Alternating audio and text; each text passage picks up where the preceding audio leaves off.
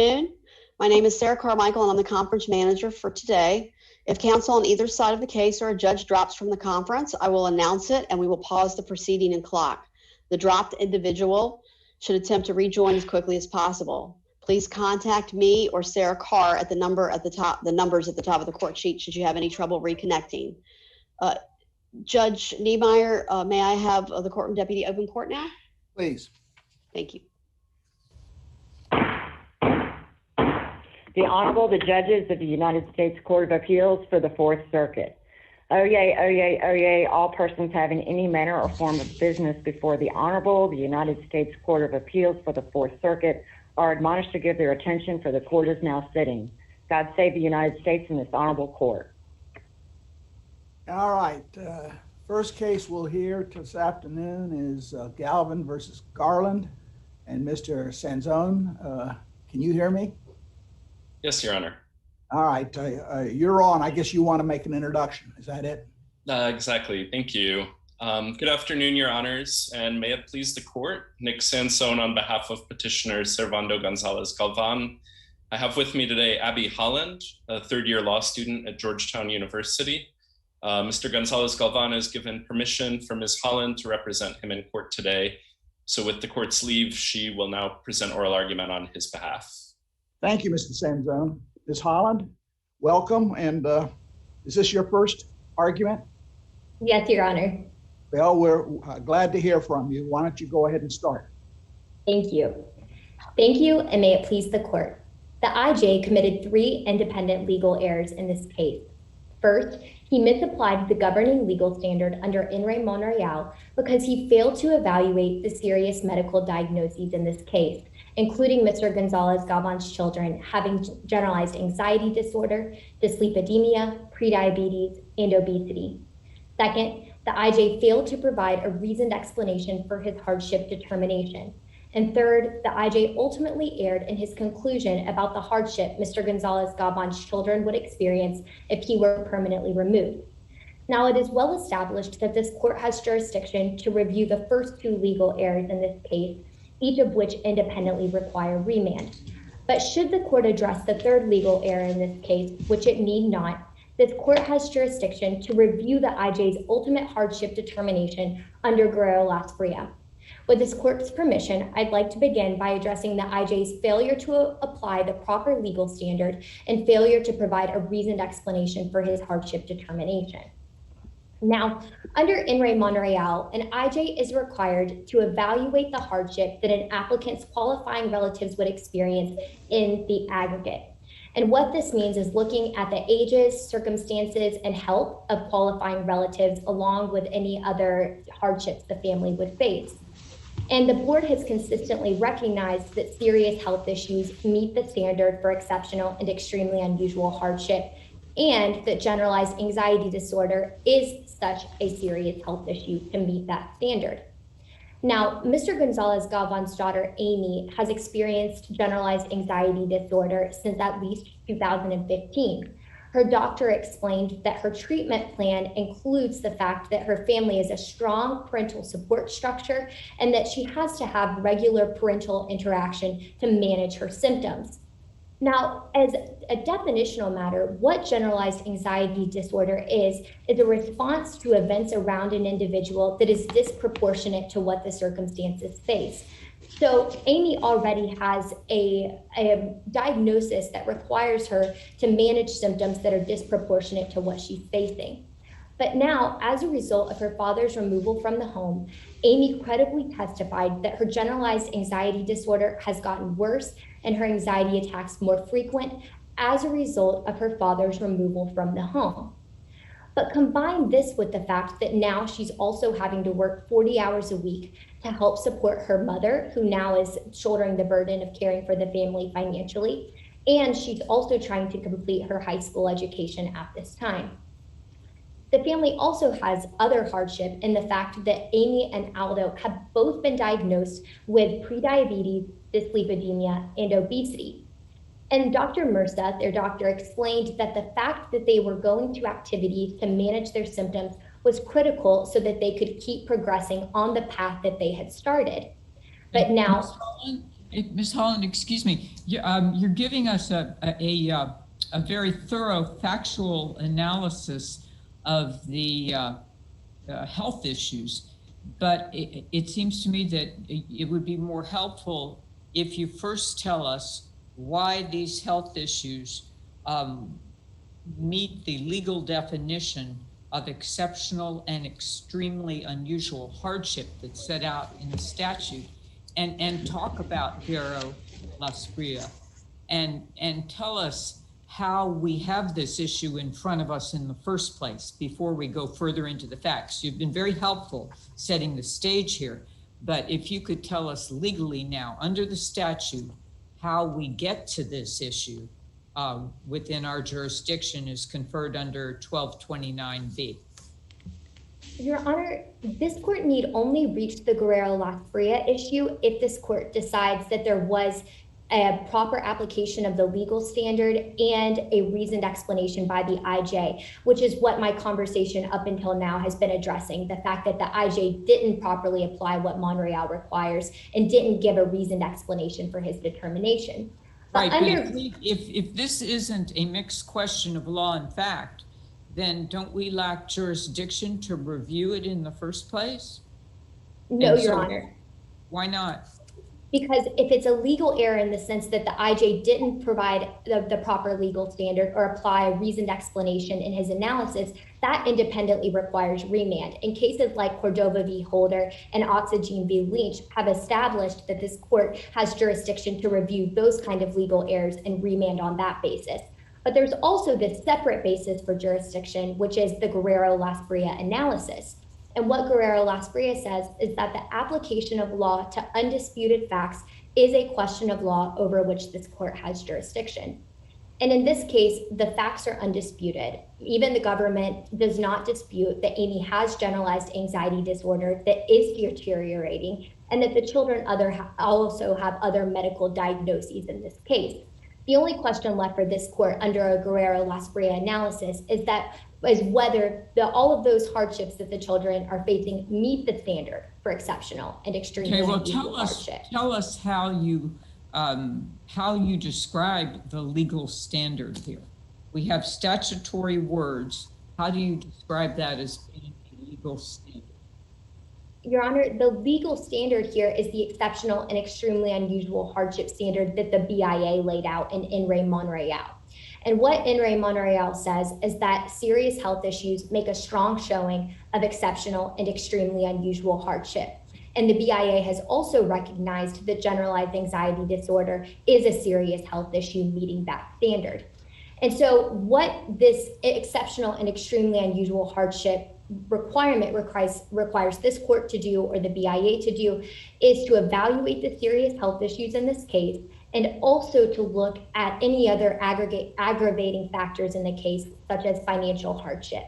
And both are present here. The fact that Amy has generalized anxiety disorder and the other children also have medical diagnoses that are worsening as a result of their father's removal from the home is combined with the fact that Mr. Gonzalez-Galvan's family is losing 60% of their income as a result of his removal from the home.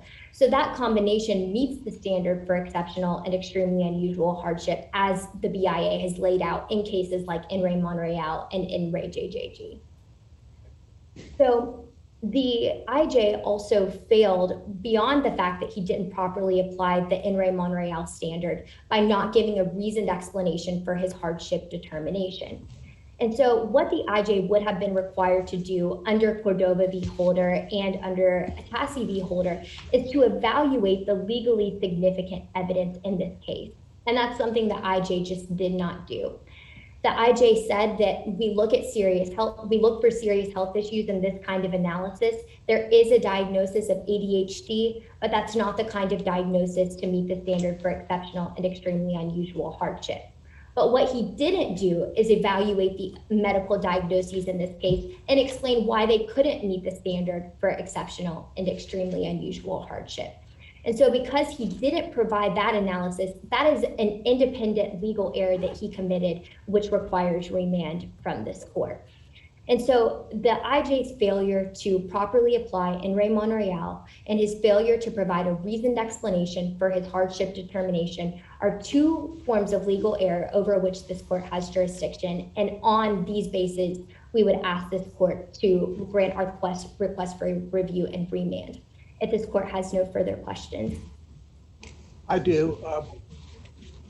What aspect did you believe the IJ overlooked in terms of the children's condition? I mean, the court referred to the anxiety disorder and referred to the other conditions in a very generalized way. But the question is basically, we have all the children suffering from anxiety. They've lost a father or are losing a father in present. And the medical condition, aside from the mental anxiety and the counseling that's necessary for that, the two older children are obese and pre-diabetic, which requires exercise and diet correction. But those are, the question gets back to Judge Keenan's question of why is that exceptional and extremely unusual?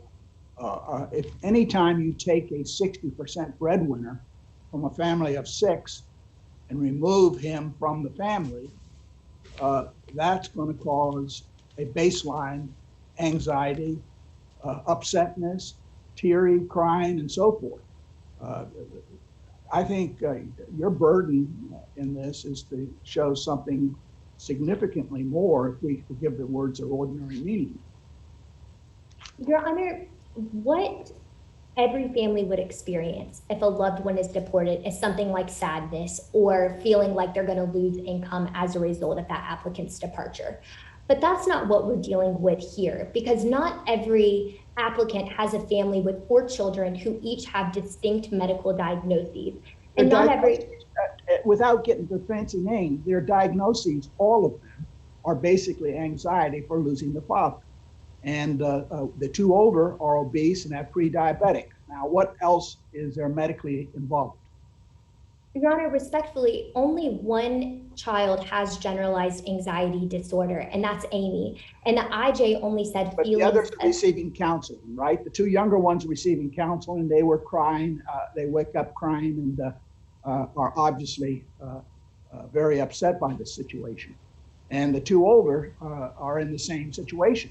Their anxiety increases. But I'm asking, what medical condition other than what I just said, the anxiety caused by the loss of a parent and obesity coupled with pre-diabetes, but what other medical condition do you suggest was overlooked? Your Honor, respectfully, I'd just like to return one moment to the generalized anxiety disorder, because it is true that the 2 younger children, Natalia and Sophia, are in counseling now, but that was as a result of their father's removal from the home.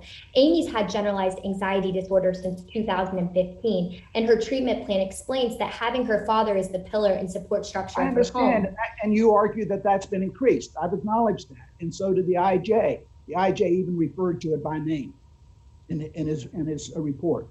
But my question is, and you haven't answered, I'm sorry, is what else than what I just suggested makes this extremely unusual?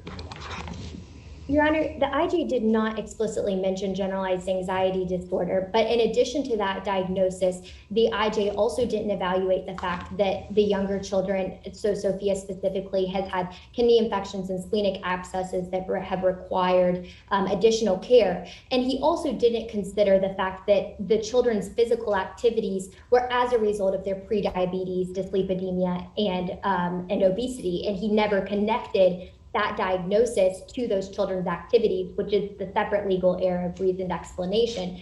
But he also, in addition to looking at one specific diagnosis at a time and deciding whether or not it meets the standard for exceptional and extremely unusual hardship, the IJ also had to consider the aggregate hardship that the family would face. So the fact that all 4 children have medical diagnoses, in addition to the fact that the family is losing income.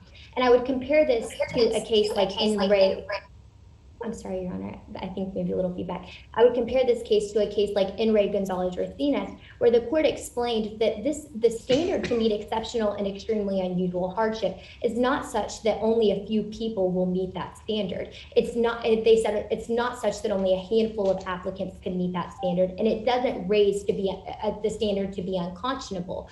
Rather, what the court and what the IJ should have done is conducted a cumulative analysis as In re Gonzalez-Racinas explains, to determine whether or not the aggregate of all these hardships meet the standard for exceptional and extremely unusual hardship. And that's just something that the IJ did not do here by neglecting the medical diagnoses of generalized anxiety disorder, the fact that the children have obesity, prediabetes, and dyslipidemia, and the fact that Mr. Gonzalez-Galvan is a pillar for that family. And he even acknowledged at the end of his opinion that they have, they've made a strong family, that Mrs. Perez-Lagunas and Mr. Gonzalez-Galvan have worked together to create an environment where their children would feel loved.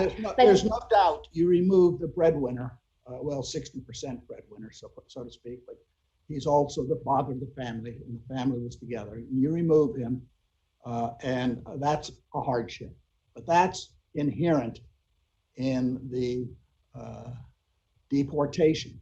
And I remember always as a district court when I'd sentence a defendant and send him to jail, and he's the breadwinner, the only breadwinner, I always commented it's unfortunate that we also have to sentence the family because they suffer almost as much. But that is inherent here. And I think the statutory exception here, which is creating some discretion, is a pretty serious one. It has to be apart from what we would normally expect when you remove the breadwinner of a 6-person family. And in this case, we have some medical effects on the children. Amy is still going to college. She's working, helping support the family. And the younger kids, children are not receiving medicine. They're getting counseling. And Aldo, I don't know if he suffers from any medical condition except for his anxiety and disappointment. So it's a pretty stiff bar when the presumption is that he doesn't satisfy the right to stay in the United States, and he has to overcome that to meet the standard. And I know you've listed these things, and it's very sad when you read this. You share their anxiety, and there's no doubt about it. But I think we do understand. Why don't we hear from your colleague, unless you have something further to respond?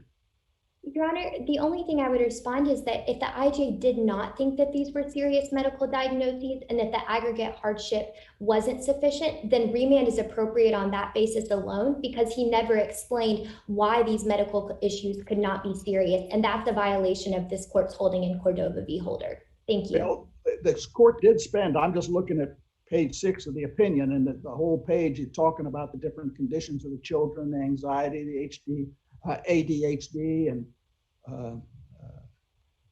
the anxiety. Well, okay, I think we understand the argument. All right, why don't we hear from Mr. Engler? May it please the court, Micah Engler on behalf of the Attorney General of the United States.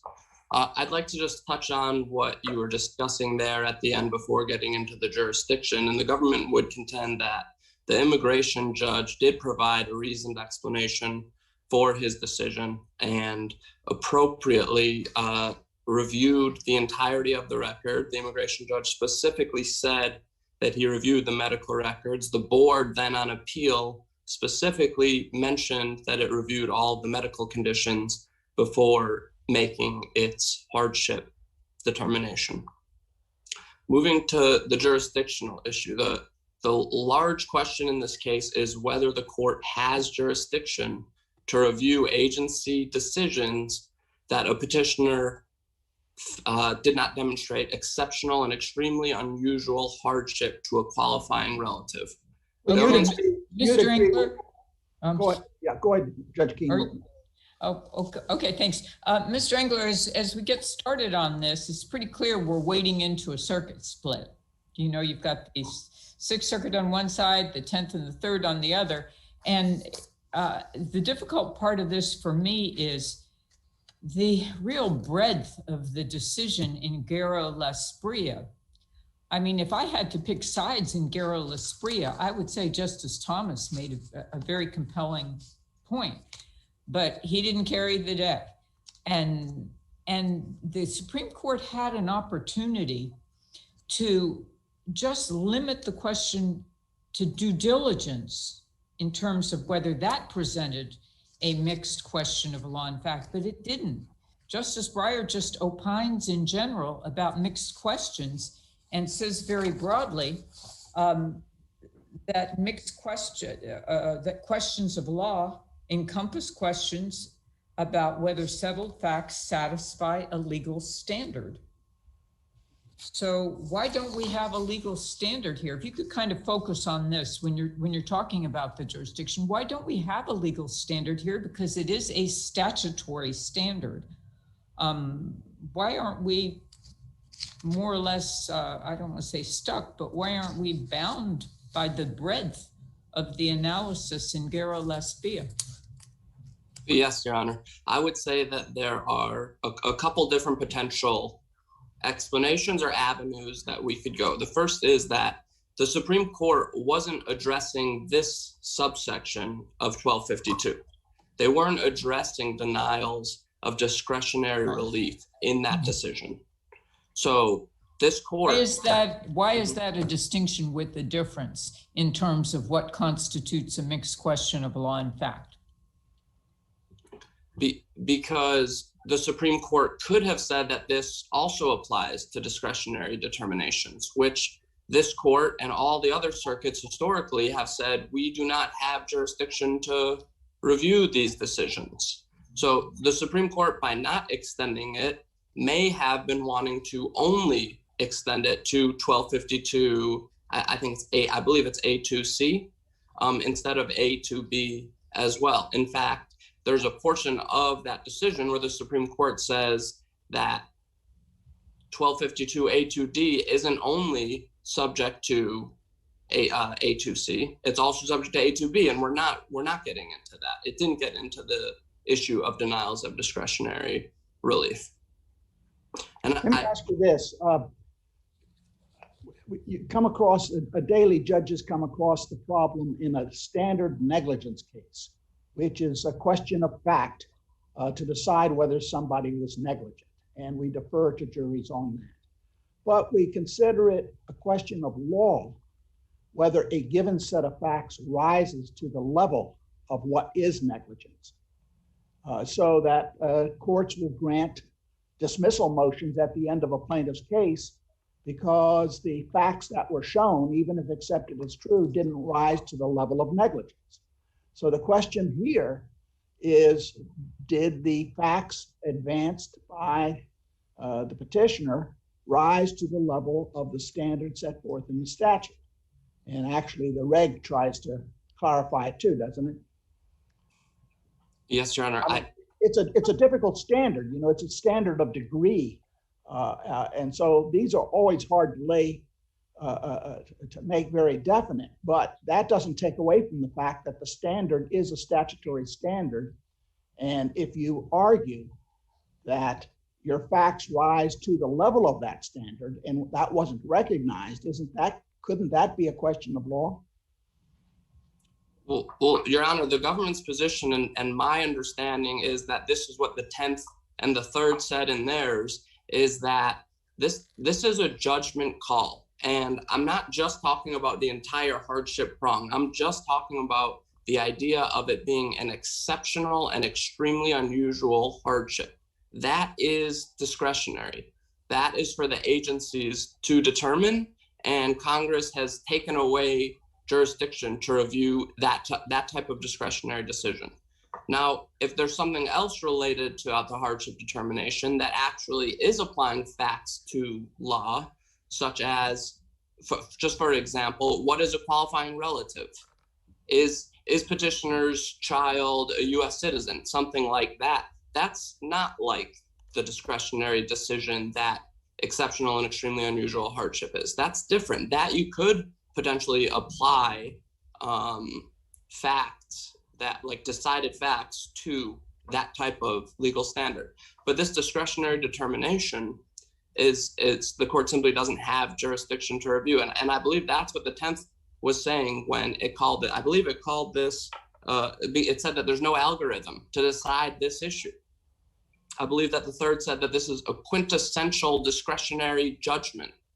And so I think that this is different than just applying facts to law, these types of questions. And so that's why the court wouldn't have jurisdiction in this type of case. And this court has said that the hardship determination is discretionary. The ultimate decision is discretionary. And even if they rise to that standard and satisfy the standard, it may be discretionary whether to allow cancellation. But the question in this case, and there seems to be some support for this, is that the IJ seems to suggest that the facts that the petitioner presented did not rise to the level of the standard. It says, with the bottom line being, at this point, the evidence does not support their hardship to rise to the exceptional and extremely unusual level, which is a very high standard. So the IJ is making a determination that it accepts the facts presented and says it is not sufficient under the legal standard. Now, wouldn't that be something reviewable by court? Your Honor, I do not believe that that is reviewable by the court. I think that that is precisely the discretionary determination, the judgment call that the court doesn't have jurisdiction to review. And I think perhaps it's a little confusing that we keep saying discretionary when we might be talking about two different things, because cancellation of removal is discretionary because the statute says that the Attorney General may grant it if these 4 elements are met. So, but it's an abuse of discretion if you misconstrue the law, right? If you apply the wrong standard in exercising discretion, wouldn't that be an abuse? Or ordinarily that would be the standard, but 1252A2B has come along and said the court doesn't have jurisdiction to review that discretionary determination. I understand, but if Congress says your discretion shall be exercised by, number 1, qualifying the petitioner with certain factors, and number 2, in a circumstance that rises to a very high level of A, B, and C. Now, the IJ makes a decision and says this person gets through the gates because, and he misapplies the law, and then he says this person rises to the level and sort of recasts the level. Those would both be errors of law, wouldn't it? Applying the wrong discretionary standard for the exercise of discretion? Is Your Honor saying that if the immigration judge had stated the wrong legal standards, then that would be reviewable? Is that? Yes. Yes, Your Honor. I believe that would be reviewable, and that I think is actually a good example where the government's position isn't that this court doesn't have jurisdiction over anything related to cancellation of removal. That's not the government's position. The 1252A2D does grant the court jurisdiction over some issues related to cancellation of removal, just not discretionary determinations. Legal issues, questions of law, but not discretionary determinations. So if the immigration judge and petitioner didn't allege this, had used the wrong standard, that is absolutely something that this court could come in and say that is a question of law. But petitioner hasn't accused the agency of doing that. The agency used the proper standard. The agency cited the correct precedent. And petitioner is simply asking the court to reweigh the evidence, to reweigh the hardship assessment that the agency did.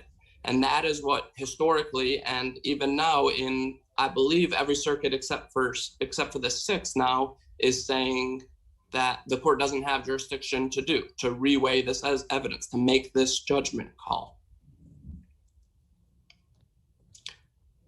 Hey, Mr. Engler, I think maybe you're mischaracterizing the Sixth Circuit's decision. They're not saying that the court has jurisdiction to reweigh the facts. They're saying the court has an issue of law presented to it when there is a mixed question on whether there's extreme and unusual hardship under the statute. If the petitioner passes that mixed question of law and fact, there is still the discretionary determination and the right of the IJ and the BIA to weigh against the petitioner. So I think maybe that, and that's what the Sixth Circuit recognized. It seems to me you're collapsing what the Sixth Circuit said. It really was a two-part analysis. Yes, Your Honor. And I think I was beginning to mention this, but I think I stopped short. So I think that there's two types of discretion that we're talking about. There's a big picture cancellation of removal. The Attorney General has the discretion. And so at the end, after you look at all the elements, the immigration judge says in his or her discretion whether or not they're going to grant removal. There's also a different discretionary determination for hardship because it's a judgment call. It's a different type of discretion.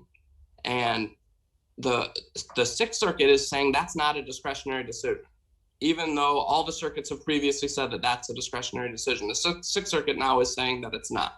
And the reason the government is saying that the Sixth Circuit is now going to be allowing the courts to reweigh this evidence is because from a practical standpoint, this issue, how could the courts apply the facts to the law without weighing the evidence? That's exactly what the hardship determination is. You have to weigh the evidence. Let's just say that we're writing the opinion of the court to agree with you. How would you, let's say you're writing it, how do you distinguish Guerra Las Bria? How do you say that due diligence as a mixed question of law and fact is any different from extreme and unusual hardship as a mixed question of law and fact? What's so different about those concepts? Because the Supreme Court seemed to put the whole basket of mixed questions of law and fact into the reviewability category. Yes, Your Honor. I think that's an excellent question. So first of all, in terms of writing the opinion, I think I would look to the 10th Circuit and the Third Circuit decisions, and I would incorporate some of that analysis about how hard. They don't do a whole lot, though. See, that's what struck me. The Third and the 10th pretty much just say this is a quintessential discretionary decision, but they don't really roadmap why Guerra Las Bria doesn't require a different outcome. And that's what I've been struggling with. And why does Guerra Las Bria not require a different outcome when you're writing the opinion of the court? The hardship determination is more of a judgment call than any of these others, in the sense that what we're asked to do is say that if petitioner would be removed, what would the level of hardship be, and would it rise to this exceptional and extremely unusual? This is a forward-looking judgment call that is unlike all these other decisions, even the due diligence decision, where due diligence, we're looking back, what did the petitioner do? The court can come in and say that met the due diligence standard. This, we're trying to predict what's going to happen in the future. What is the level of hardship going to be in the future? And is it going to be exceptional and extremely unusual compared to other levels of hardship? The government would say that this is a unique judgment that has to be made. Let me ask you a question. I'm going to flip the hypothetical around. We have a situation where the petitioner's daughter had a bad dream as a result of the order for deportation. because her father was leaving the country. And the IJ listens to the whole argument and says, that bad dream is exceptional and unusual, extremely unusual hardship. And lets the man stay in the country. Would you appeal that? I believe that we would not appeal that. Why not? The IJ let the person stay in the country because the daughter had a bad dream? Because the agency has the discretion to make that determination. Now, you think having a bad dream meets the statutory standard of exceptional and extremely. What's going on here? I hear some. I'm hearing some feedback. I am too. But my question is, do you think a daughter having a bad dream meets that statutory standard? No, Your Honor, but I think that I'm not. Well, then you would have a right to appeal that, wouldn't you, as a matter of law? I think as a matter of discretion, the agency gets to make that decision. Similar to it construed it construed the standard in an absurd way, didn't it? The government would probably say that would be an absurd way to construe the statute. All right. Well, Mr. Engler, you couldn't appeal if we don't have jurisdiction. I agree, Your Honor, and that's why I'm saying the government would not appeal that decision, even if it was the Attorney General, wouldn't it? They wouldn't probably ask you, would they? Because you would defer to the bad decision. Yes, Your Honor. I'm not sure I would be the decider there. But yeah, so I think that is why the agency has the discretion to make these decisions overall, and so the court doesn't have jurisdiction to review these claims. Anything else?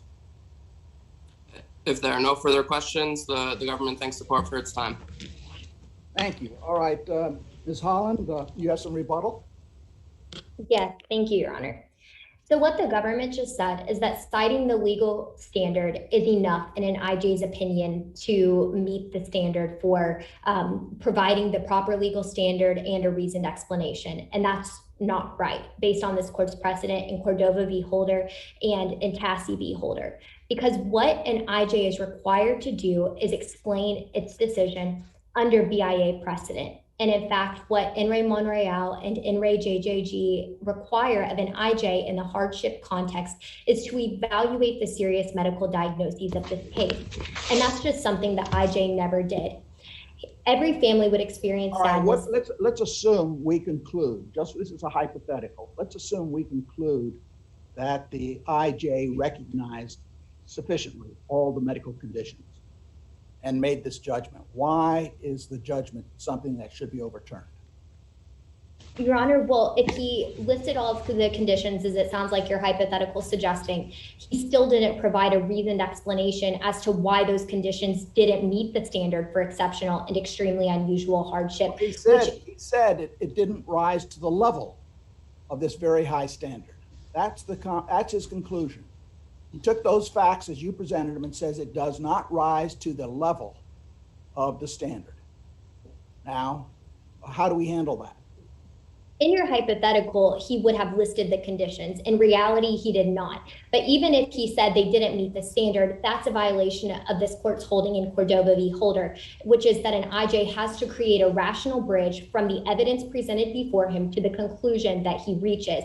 And Cordova v. Holder explains it's got to be more than saying it doesn't meet the standard. Well, the IJ. I don't want to belabor the point because I was trying to get at a principle, but in this case, the IJ did talk about each individual child, how they're getting along, how one's going to college, how this one's doing this, they're getting along, there's somebody's extra work and this type of thing.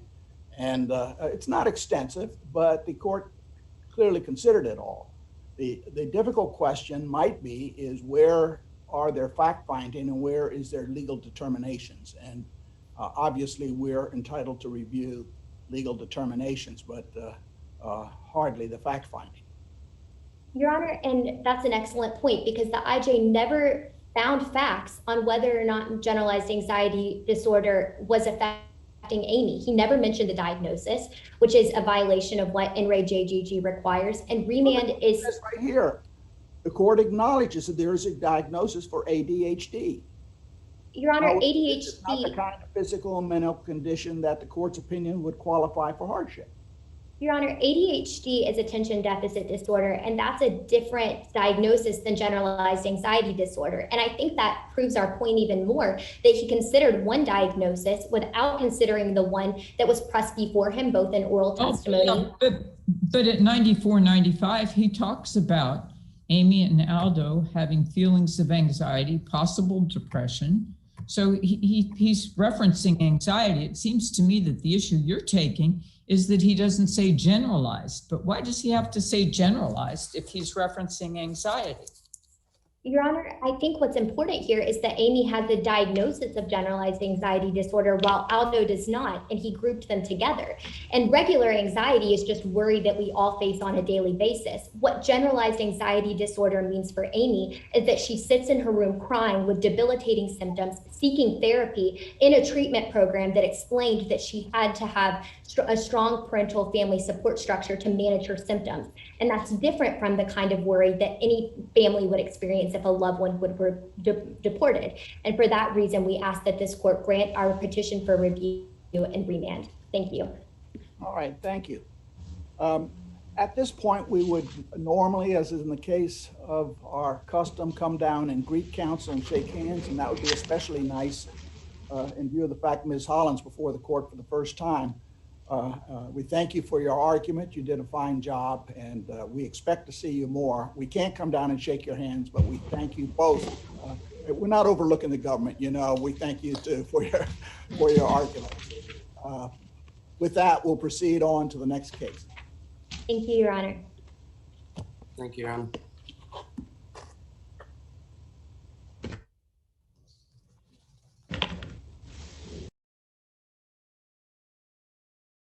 Can you hear me? Yes, Your Honor. And Mr. Winnick, can you hear me? I can, Your Honor. All right. We're going to proceed on to the next case, Edgar versus Haynes. And Mr. Kaufman, we'll hear from you first. Thank you, Your Honor, and may it please the court. This case is about a sprawling system of lifetime restrictions on the speech of millions of former government employees, including plaintiffs. This system, called pre-publication review, or PPR, is, in the words of amici, an expansive, complex, and draconian hydra that imposes egregious and in many ways incalculable costs upon both former government employees and the public. Well, why don't we keep this case to what it is, which is 4 agencies involved in foreign policy and national security. We're not talking about the whole government and all the creeping pre-publication reviews that the amici are talking about. We're talking about the provisions by the CIA, the DOD, NSA, and the ODNI. And I think it'll help us to advance the argument to stick within those parameters. Absolutely, Your Honor. So as plaintiffs have pled, authors like the plaintiffs regularly wait, and speaking to the regimes at issue here, regularly wait months or even years to receive formal responses from PPR offices, sometimes rendering their speech stale because of the delay. They're commonly told they must strip their manuscripts of information that is not classified and that they did not learn during their government employment. And they often decide not to speak at all in light of the burdens associated with submission, as well as the potential for abuse created by the censor's wide-ranging discretion. Do each of the agencies in this case afford review of the agency decision? In other words, if you happen to disagree with something that is being deleted, is that something you can obtain a review on?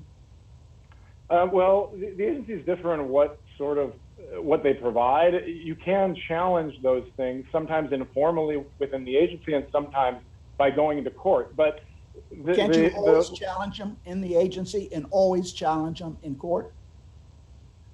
Well, certainly you can always challenge them in court, but Your Honor, the absence of any real procedural mechanisms to do so in the defendant's agencies is one of the big problems of this case, and it's why plaintiffs and others are chilled from participating in the system at all. As Congress has recognized in directing the enact to revise PPR policies for the four defendant agencies, as well as the rest of the government, these regimes suppress and chill speech that has enormous significance to public debates about critical national security issues by the people whose perspective the public needs to hear most. So there are four things that all defendants' regimes have in common that make them— Sounds to me like that argument is challenging the agency's claim of national security and secrecy. In other words, if you take the position that the public would be well served by knowing how we handle national security secrets and so forth, about that, that challenges the whole policy of national security. But the question here is when an employee goes into a national security agency, they know they're going into a place that is developing and collecting data and has secrets, and they sign documents that say they know that, and they also know that they're not allowed to take any data from the agency or publish it without prior permission. And what's wrong with doing that? The person has total free choice not to go to work for the NSA. Well, Your Honor, I think that's a great question, and it raises essentially what this case is about and what it's not about. This case is not about whether the government may constitutionally implement some system of pre-publication review that requires authors like the plaintiffs to submit under some rules and regulations that guide the censor's determinations and make that system overall compliant with the First Amendment. Plaintiffs are not claiming that no such system could ever exist. And indeed, the SNEP case, which the government relies upon for the bulk of its argument, did not hold that any implementation of PPR is constitutional. It merely held that the facts of pre-publication review is reasonable under the First Amendment, but it didn't speak to any of the particular features of the program of the regimes at issue, and it certainly didn't speak to the defendants' regimes here. So just to go back to my list of four things that the defendants' regimes share that make them non-compliant with the First Amendment. So first, most of the regimes assert the authority to censor information that is not classified, and all of them assert the authority to censor information that is not learned in the course of the government's employment, which is a point that Your Honor just raised in terms of what is acquired when these people go to work. And SNEP, Marchetti, all the lower court decisions in SNEP as well, make very clear that the contracts are limited to review and censorship of information that classified information that the individuals learned during the course of their employment. But none of defendants' policies limit the censorship authority of the agencies to that group of things. Some allow the censorship of unclassified information. Some allow the censorship What's wrong of with that? Not all information needs to be classified, yet it would be very important to someone who is curious. So Your Honor just broke up, but I think the answer to your question— Can you stop for a minute? The judge has frozen. Hold on 1 second.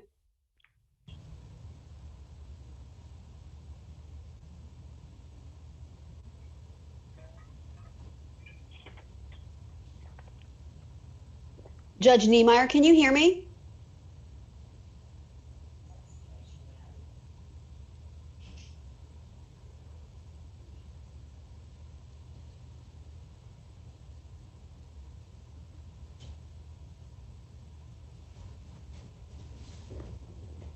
We're going to pause for a moment while we try and reconnect Judge Niemeyer. Thank you.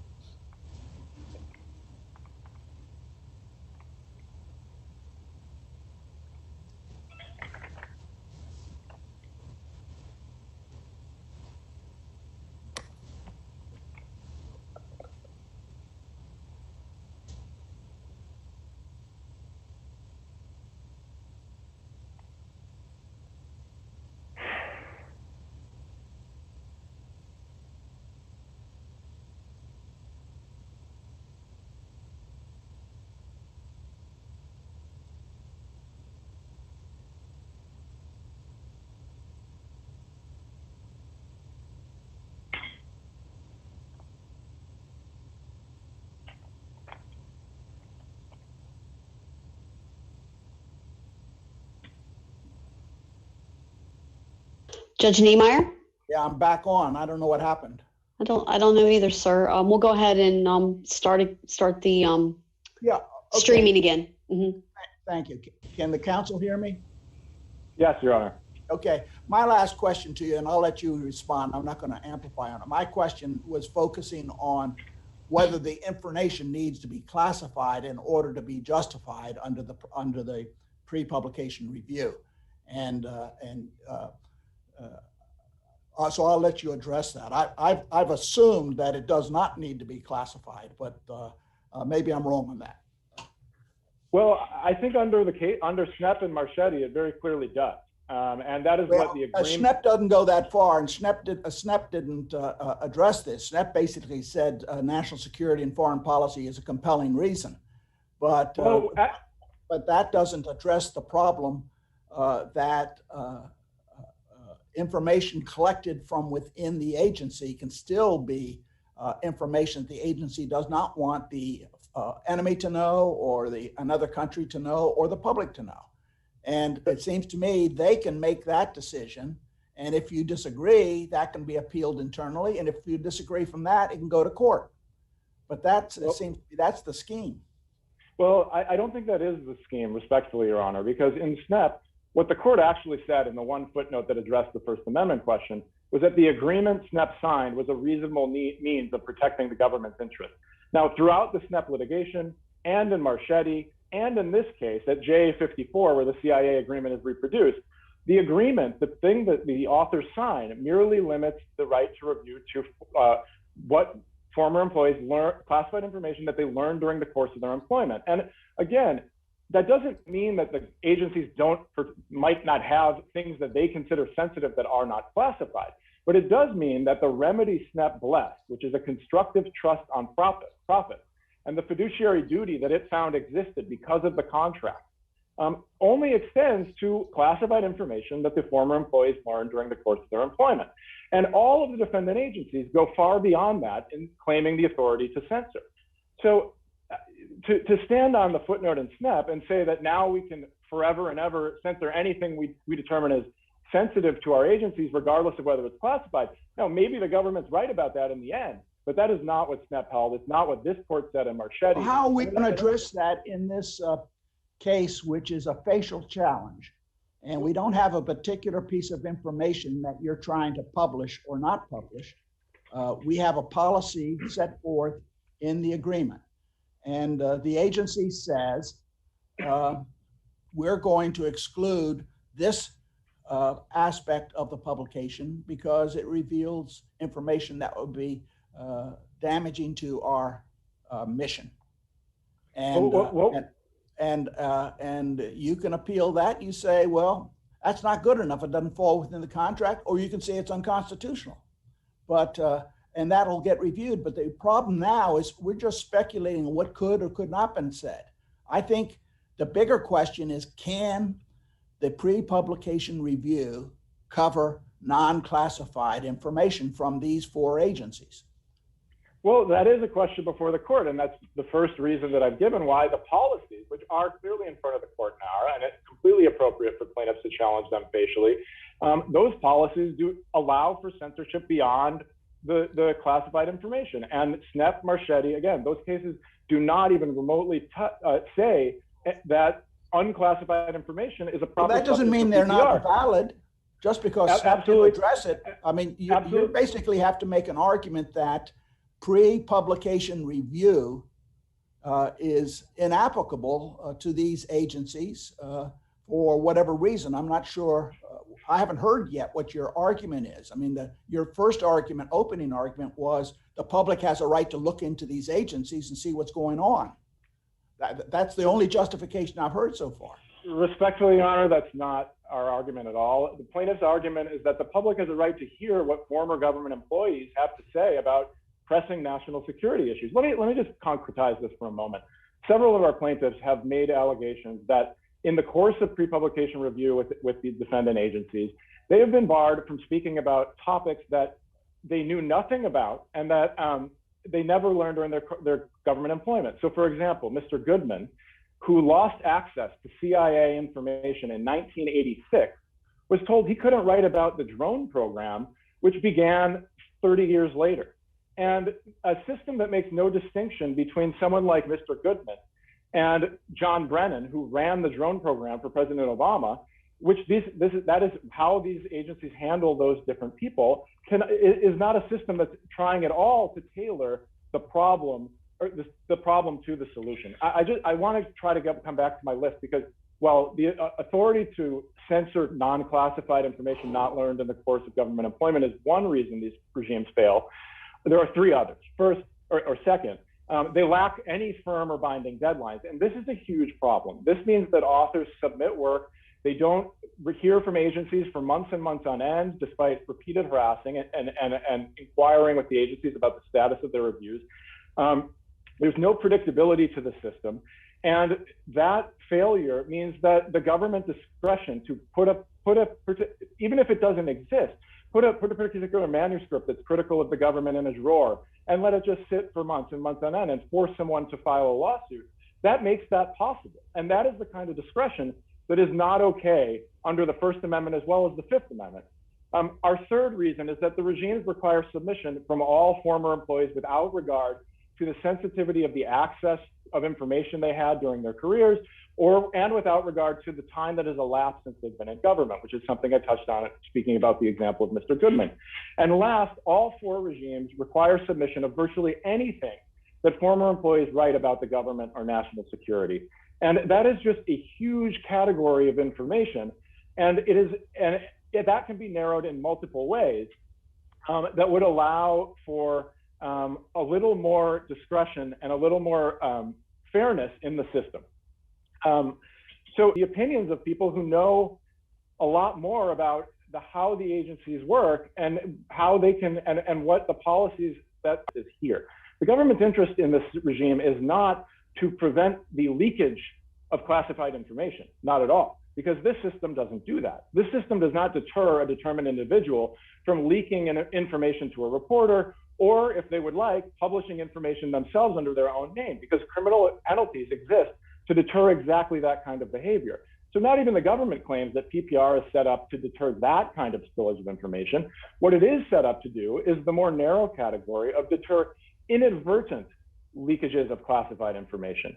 And in order to do that, the government has taken a extremely broad brush and saying anything that you submit, anything that you want to publish about national security that even touches on topics, in one phrase of the DoD, important to the agency, needs to be submitted. And there are no rules that govern how long that submission needs to take. That means that if a former employee wants to write about a news issue that's hitting the front pages during a particular week of the year, there's no guarantee that they're going to be able to speak at all if the government wishes to ignore that. And indeed, CIA Director Michael Hayden in his book came up with exactly that answer. He was told by the CIA that he couldn't write about drones during a particular week. Now, this is a system that gives far too much discretion to the censors, and it can be limited in ways that would bring it more into compliance with the First Amendment. And that's exactly what Congress has said. Congress has said this system is out of control. The agencies need to come up with new rules that limit things in various ways, including through having binding deadlines, limiting what censors can censor according to what the contracts have required and what Snepp and Marchetti required in the past cases, as well as tailoring the submission standards in terms of who needs to submit and what they need to submit. All of those things could be narrowed in a way that under the First Amendment would help tailor the actual system that affects the public and affects former employees into something that's more compliant with the First Amendment. And these are interests that are all relevant under whatever balancing test you want to use, whether it's NTU or Pickering itself. NTU is the one that applies to challenges to schemes like this that suppress speech in advance. So we submit that is the proper standard here. But even under Pickering, I think that you would come out with the same result. Now, I just want to focus on Snepp for just a moment, because I know it's such a big part of the government's argument. So there's two things to say about Snepp. First, all that Snepp held was that PPR, and the abstract, the existence of a system where individuals must submit for review so that the government can check for classified information, is reasonable under the First Amendment. And that holding does not take care of this case at all, because plaintiffs do not challenge that a system of PPR could constitutionally require them to submit some things sometimes for certain kinds of review. And the reasons we know SNEP held that are multiple, but the most important one is in the footnote, the court says the agreement was reasonable, and all the agreement says is that they can check for classified information that they learned in the course of employment. Second, the courts throughout the litigation were focused on remedy, and they did not hardly at all in the entire litigation touch on the particular features of the program. Last, the injunction that was approved in SNEP by the Supreme Court had a 30-day time limit to all future submissions by SNEP. None of the regimes have any kind of binding deadlines here, and this court endorsed a binding deadline in Marchetti as well. Second, even if you want to say SNEP endorsed all the features of the CIA's regime, those features don't foreclose plaintiffs' challenge here because of all the things I just talked about. SNEP's case was challenged to, the ability to censor in SNEP was limited to information learned in the course of employment that was classified. SCOTUS implemented a 30-day limitation on future submissions, so there was a binding deadline for all the things that SNEP had to submit. And SNEP's book plainly fell within a constitutional submission requirement, as argued by the plaintiffs here, because one, SNEP was in the inner circle of agency trust, and he had left the agency just a couple years before. So these were things that he knew from recent service, and he was in the core of what the agency needed to protect, and that's remarked upon multiple times in SNEP. Last, the parties in SNEP, and you can go to the district court opinion to find this, the parties stipulated that the book was based on knowledge that he gained during his employment. So the SNEP, just reading SNEP for what it is, you know, the government. Well, let me ask you, and I haven't done a check on this, but the contracts and the policies of these four agencies only covers what was learned in the agency, right? Well, some of the forms that the individual signed do, but the policies do not at all. The CIA's policy says it can censor any classified information, and this becomes important. Well, because that's a different issue. That covers even people on the street. But my point is the policies that is addressed to employees reporting on what they learned while they were at the agency, right? Information in their employment.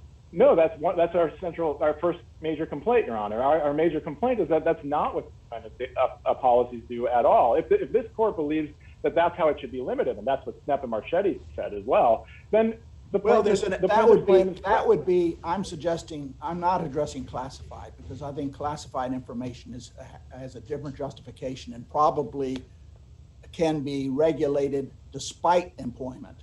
But I'm talking about whether an employee, the extent of regulating an employee's report of information learned while in employment, and not regulated, basically reviewed is what this policy is. But okay, we've gone over, and we've got you on rebuttal coming back. Thank you, Your Honor. Yeah. All right, Mr. Winnick. Good afternoon, Your Honor. May it please the court. Daniel Winnick for the government.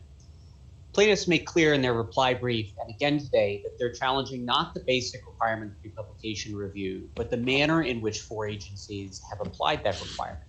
But those sorts of claims are justiciable only in the context of a concrete challenge to the review of a given work, in which a court would have a factual basis to assess whether the agency was reasonably applying the review process. Plaintiffs brought no such challenge to any of the past reviews of their works. And even if the court had jurisdiction... we have many cases where people have standing and have legitimate judicial interests when they're faced with this. And these plaintiffs clearly are in this process. Some are withholding their publications. Others have been in it and intend to do more. These people are people that could write a book if they were allowed to, I suppose, or would want to write a book. And you're suggesting they can't challenge this policy simply because they don't have one ongoing? Well, one point on standing, Your Honor, and one more on rightness, if I may. The standing issue is that, look, they would certainly have standing, for the reason Your Honor noted, to challenge the basic requirement of pre-publication review, which they're not doing. What they don't have standing to do is to challenge the specific alleged defects of these systems without pointing to ways in which they are harmed, not just by the basic requirement, but by those particular defects. And that is what— Can't they conduct a facial challenge? Not to the specific defects without alleging how they are harmed by those specific alleged defects. And the harms they're pointing to, the uncertainty and burden of having to undergo review. Well, then you can never have a facial challenge. I'm not a fan of facial challenges. I must say, in the judicial system, it sounds too much like a legislative veto, but we have it. The Supreme Court has approved facial challenges in all kinds of circumstances. And so long as the people are interested in and have demonstrated a sufficiently close interest in the challenge. And in this case, these plaintiffs are right in the mainstream of those affected, aren't they? Well, I think they're certainly affected by the basic requirement of pre-publication review. I don't think they've adequately alleged they're affected by the specific defects. But even if they have standing, there is a significant rightness issue here, and this may become clearer as we talk about the merits. But as you already heard from plaintiff's argument, plaintiffs' claims in this case rely over and over again on allegations about how the agencies are supposedly applying these policies over and over again. They say on page 1 of their opening brief that defendants' decisions are, quote, often arbitrary, unexplained, unrelated to national security concerns, or influenced by authors' viewpoints. And there's just no basis, even at the pleading stage here, to assess those sorts of sweeping allegations. What we have are the policies and the non-disclosure agreements on their face, and there is no plausible basis from those documents to believe that the government is doing anything illegitimate in applying the pre-publication review process. And to the extent plaintiffs want to make sort of speculative assertions about what some agency... I think your point's well taken in the sense that they are not able to challenge a particular practice that happened to them in the past, or that they are aware of being ongoing with somebody else. But they can challenge, I think, facially, the written policy and the perhaps even the agreements. I don't know.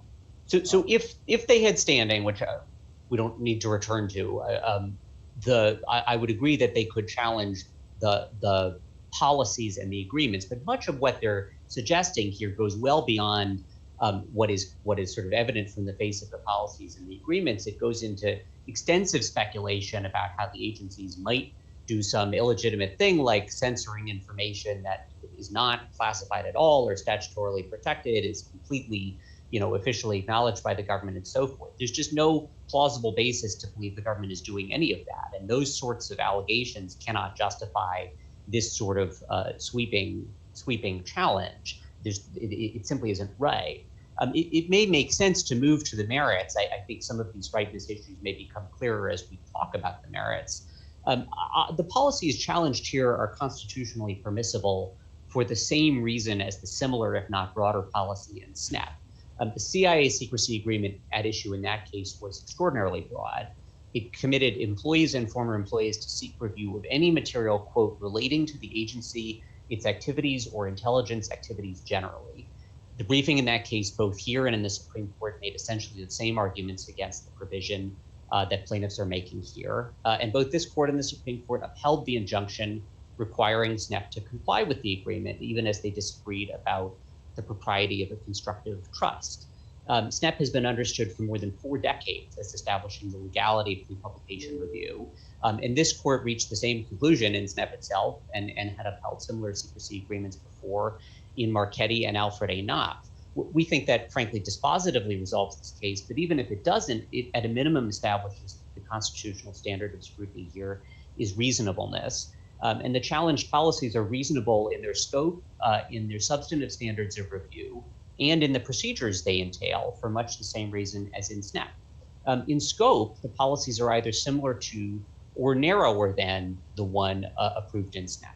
There's no question that they require the submission of a broad set of material, as opposed to only those publications that in the author's judgment may contain classified information. That is, I think, essentially what plaintiffs are suggesting would be constitutionally permissible. But the broad scope is entirely appropriate. No author is ever going to think that he or she is disclosing classified information, right? That they would recognize that there are criminal penalties for doing so. But the point of pre-publication review is to let the government make its own judgment with its more extensive knowledge and understanding of what might reveal classified information. In this case, reveals the importance of letting the government do that. So there are 4 plaintiffs here who submitted to pre-publication review. They all had information redacted from their publications. They challenged the propriety of some of those redactions, but they don't suggest that they were all improper.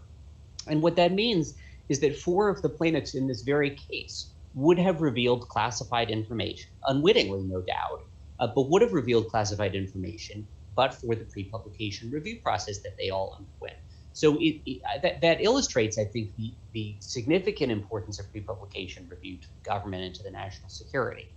The policies are equally reasonable in the review standards they apply. Both the policies and the non-disclosure agreements make clear that works are reviewed to determine whether they disclose classified information or, in some limited instances, information that is statutorily protected, even if it's not classified. That is entirely within constitutional bounds. And I would stress, in response to some of the colloquy that Your Honor was having with Mr. Kaufman, that the redaction of unclassified information is not a terribly significant part of this process.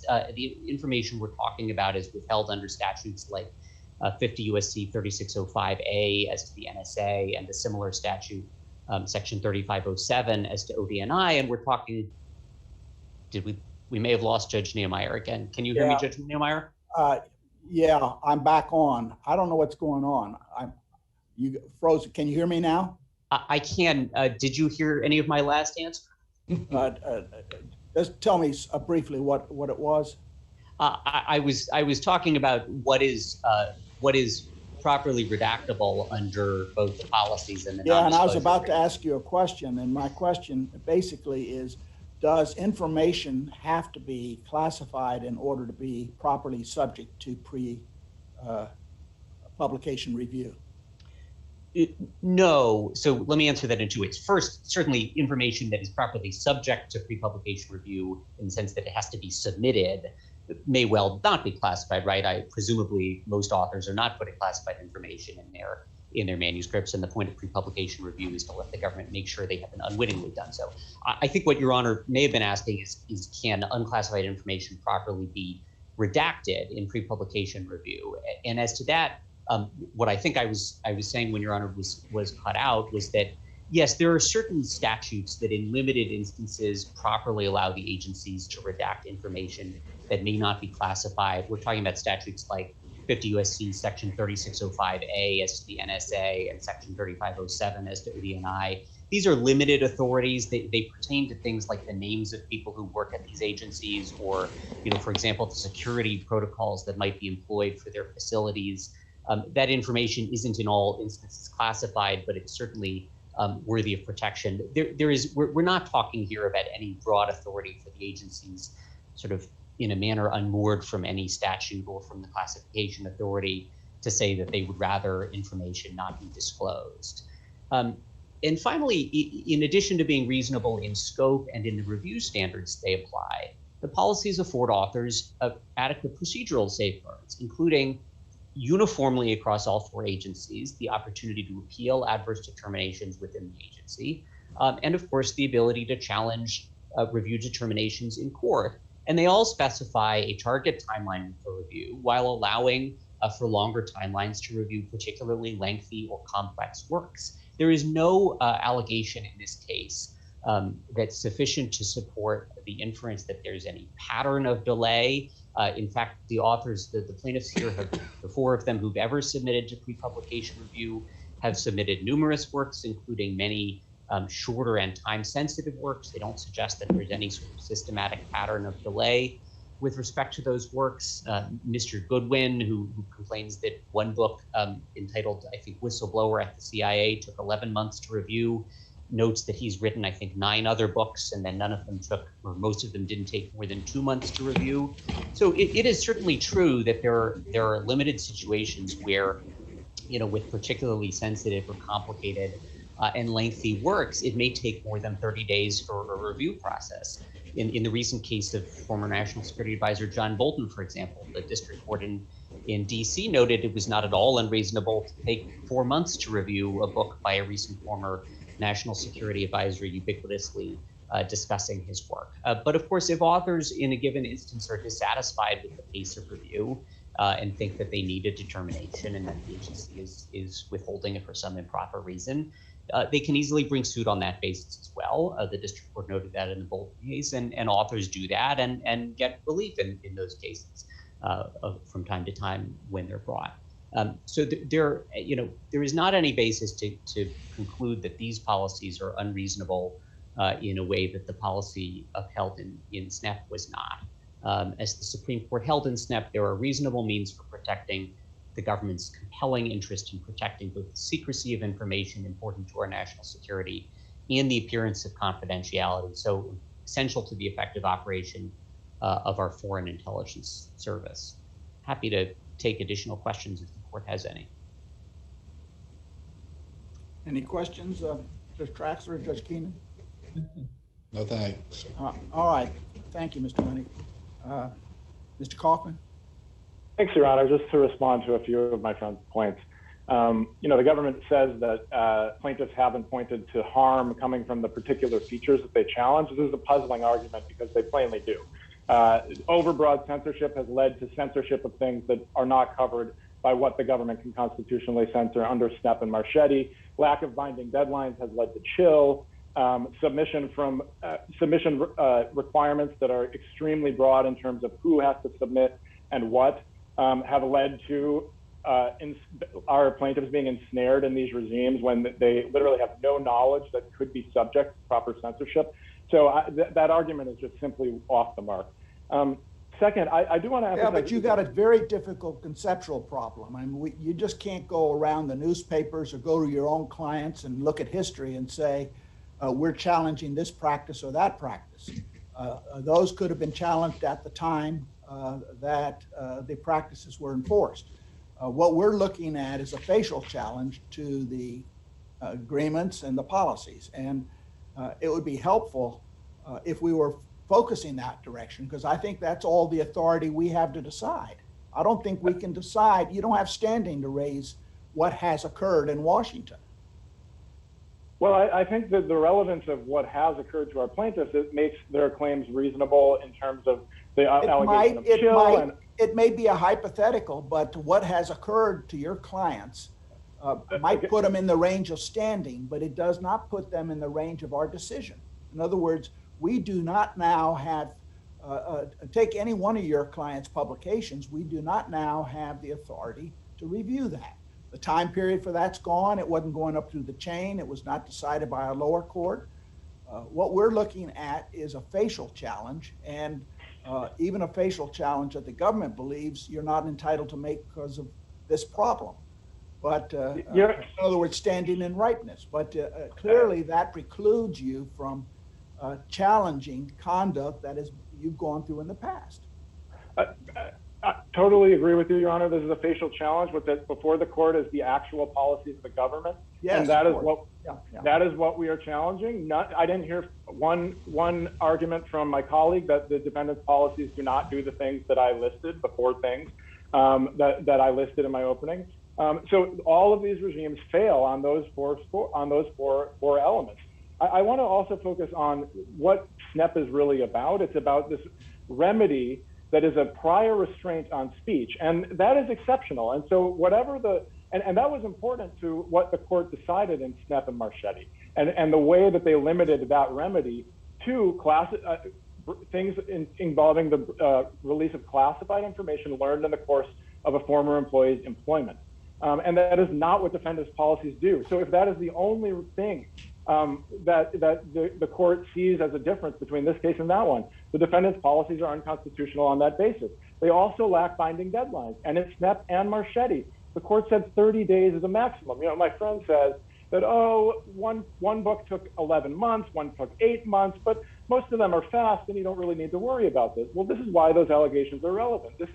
These are allegations that plead that the discretion the agencies have without any binding deadlines leads to additional delays in publication and censorship and the ability for the agencies to prefer certain speech to others.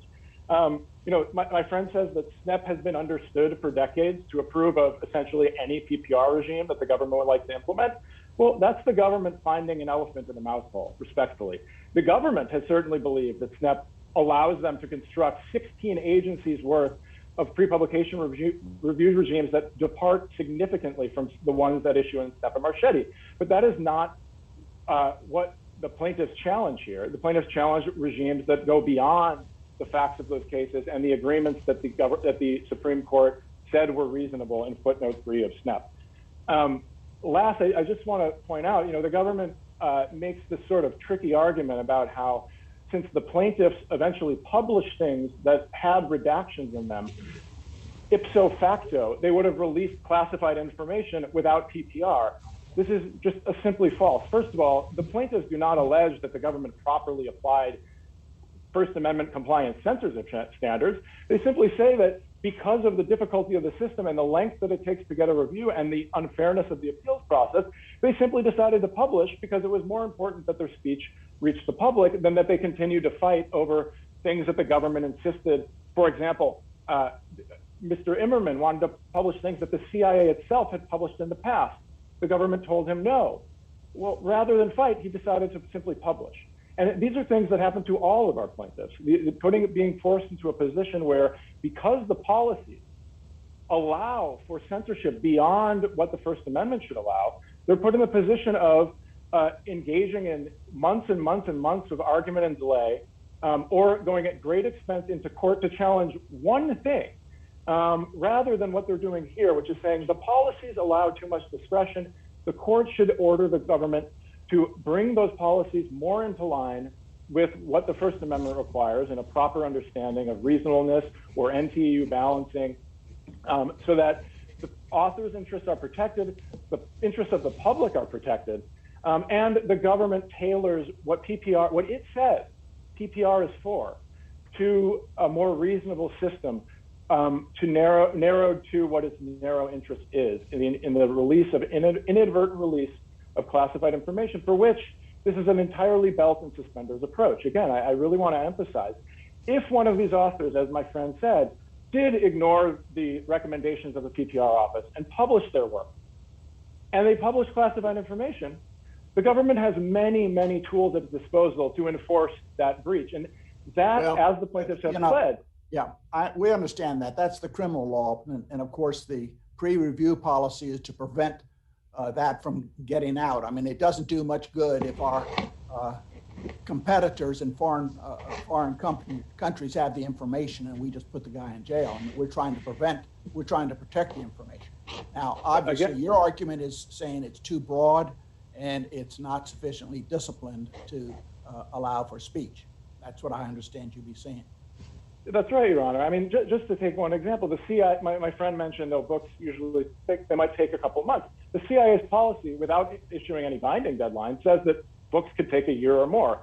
Now, this is simply unreasonable. And all the plaintiffs are asking is for the court to say, these rules are too broad. They go beyond what the agreement that was issued in SNEP, the remedy that the Supreme Court approved of in SNEP, the remedy that this court approved of in Marchetti, and they need to be brought into line. And just, again, the very clearest ways the court could do that are say that censorship itself is limited to classified information learned in the course of the former employee's employment. Second, they need to have binding deadlines so that there is some predictability and ability for plaintiffs to know and authors to know how long review will take in the future. And that was, again, that was a feature of the system approved by the Supreme Court in SNEP and approved by this court in Marchetti. Third, the court could say that there needs to be some limitation on the submission requirements. Either are in terms of who has to submit based on the access they had or how long ago they served in government, and also what they need to submit. And again, we're just talking about one remedy that the government has. I just want to point out another reason why the government... Well, I do notice your time, so start to wind up if you would. Sure, Your Honor, and I appreciate allowing me to just finish up here. One thing that I think makes clear that the government's interest is so divorced from what the scheme has become is that PPR only, the central remedy under PPR is to take the profits of an individual. And that has no deterrent effect on people that want to write an op-ed for the New York Times or tweet or write a blog for Lawfare. An individual who is certain that they are not going to release classified information, most likely because they never learned that kind of information when they served in government, but they want to publish something. They're not really subject to the remedy that PPR puts in place. So again, this is a very narrow remedy, and the tool that the government has imposed is exceedingly, and we say unconstitutionally broad, and that cannot stand. So thank you, Your Honor. Thank you. All right, we would normally come down and greet counsel. Do we have everybody on board? Yeah. We would normally come down and greet counsel, as you know. We can't do that. It's a tradition that's unique to the Fourth Circuit, and we're proud of it. We would do it, and we would mend all fences as we're down on the floor shaking hands with you. We do want to thank you for your good arguments.